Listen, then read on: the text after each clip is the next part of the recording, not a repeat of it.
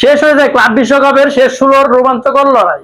বিদায় নিয়েছে টুর্নামেন্টের অন্যতম ফেভারিট ম্যানচেস্টার সিটি ও ইন্টার মিলানের মতো জায়ান্টরা। আর প্রত্যাশার চেয়ে কম পারফরমেন্স করে হতাশায় রয়েছেন লিওনেল মেসির ইন্টার মিয়ামিও। এর পাশাপাশি একাধিক চমক ছিল এবারের ক্লাব বিশ্বকাপে। তবে এই ধাক্কার মাধ্যমে সবচেয়ে চমক দেখিয়ে শেষ 8 নিশ্চিত করেছেন ব্রাজিলের দুই ক্লাব ফ্লুমিনেন্স ও পালমেরাস।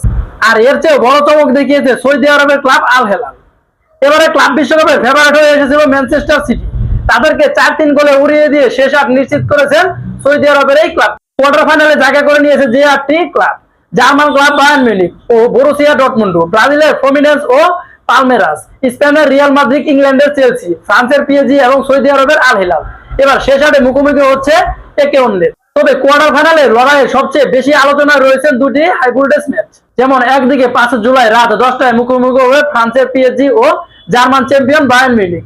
অন্যদিকে 6 জুলাই রাত 2টায় মাঠে নামবে ইউরোপের আরেক দুই পরাশক্তি রিয়াল মাদ্রিদ ও বরুসিয়া ডর্টমুন্ড। বাকি দুই ম্যাচে রয়েছে উত্তেজনার ছোঁয়া। ফ্লুমিনেন্সের মুখোমুখি হবে সৌদি আরবের আল হেলাল এবং চেলসি লড়বে ব্রাজিলিয়ান জায়ান্টস পালমেরাসের বিপক্ষে।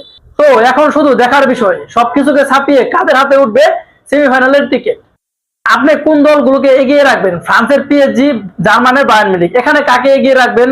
6 জুলাই রাত মাঠে নামবে ইউরোপের দুই পরাশক্তি রিয়াল মাদ্রিদ ও বরুসিয়া ডর্টমুন্ড, এখানে কাকে এগিয়ে রাখবেন? অবশ্যই বেশিরভাগ বুড়ি পড়বে পিএসজি এবং রিয়াল মাদ্রিদের বক্সে।